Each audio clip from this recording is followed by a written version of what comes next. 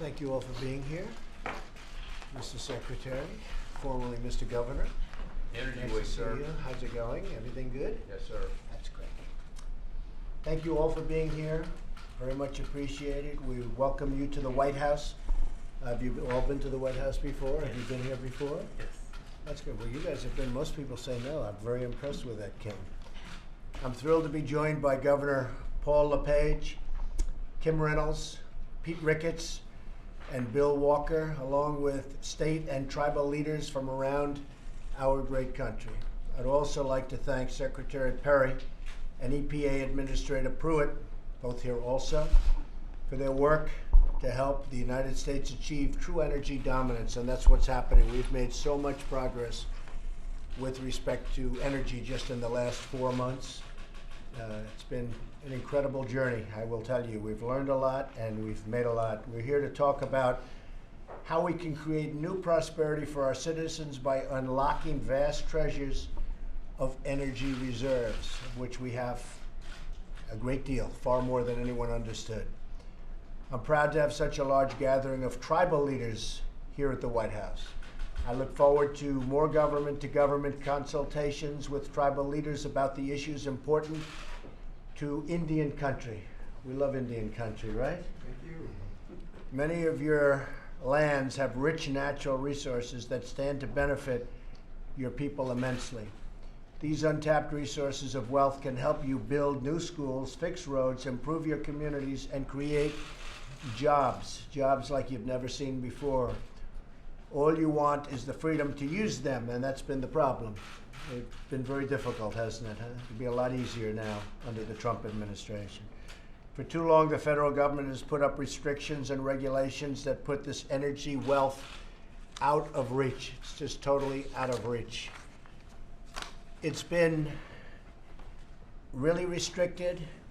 The development itself has been restricted, and vast amounts of deposits of coal and other resources have in a way been taken out of your hands, and we're going to have that changed. We're going to put it back in your hands. These infringements on tribal sovereignty are deeply unfair to Native Americans and Native American communities who are being denied access to the energy and wealth that they have on their own lands.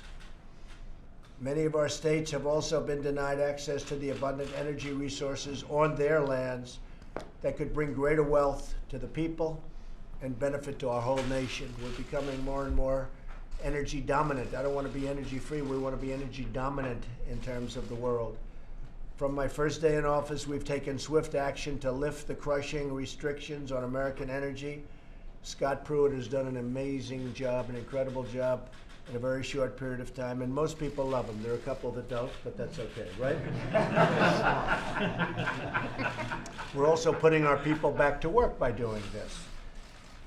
Today's conversation is a chance for these state, local, and tribal leaders to discuss how we can cooperate and support them even more in unleashing these domestic energy reserves. They're tremendous reserves that we never appreciated, we never understood, but now we understand them very well. I'm confident that working together we can usher in a golden age of American energy dominance and the extraordinary financial and security benefits that it brings to our citizens, not only the Native Americans, but all over the country. And we're seeing it more and more, and it's happening more and more. I just also want to tell you that yesterday we had a tremendous meeting. The Republican senators met on health care, and the meeting went really well. We're talking about a great form of health care. Obamacare is dying. It's essentially dead. If you don't give it the subsidy, it would die within 24 hours. It's been a headache for everybody. It's been a nightmare for many. And we are looking at a health care that would be a fantastic tribute to our country, a health care that will take care of people finally for the right reasons and also at the right cost. Be a tremendous reduction in cost from what Obamacare is. Yesterday in Alaska, a great state, they had it was announced a 216% increase.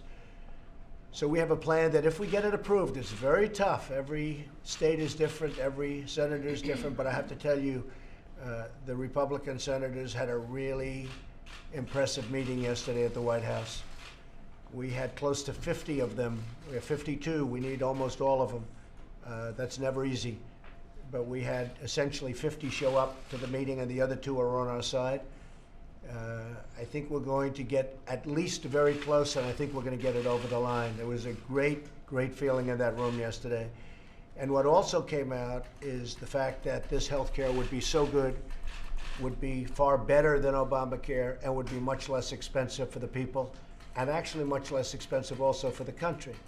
So those are a lot of good factors. So we'll see what happens. We're working very hard. We've given ourselves a little bit more time to make it perfect.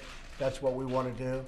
I think this has a chance to be a great health care at a reasonable cost. People can save a lot of money. We get rid of the mandates. We get rid of so much. Got rid of a lot of the taxes. All of the bad parts of Obamacare are gone. Essentially, it's a repeal and replace.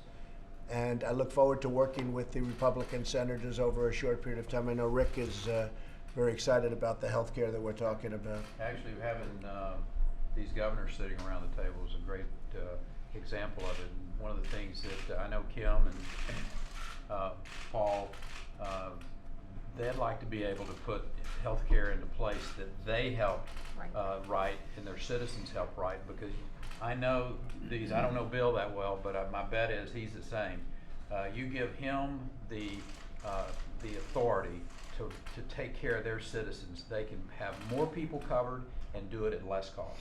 Yeah. I'm quite confident. Well, we're sending a lot of it back to the states where it belongs, and this will be something really special if we can get it done. Always tough. It's probably the toughest subject from the standpoint of approval, because every state is different. Every state has different needs. We have a tremendous opioid problem, and some states are more affected by that than others. But overall, I have to tell you, this will be a tremendous plan. It will really, you're going to have a lot of very, very happy people in this country if we can get it done. So we're working very hard on health care, and I think we're going to have a great answer, and hopefully we're going to have it soon.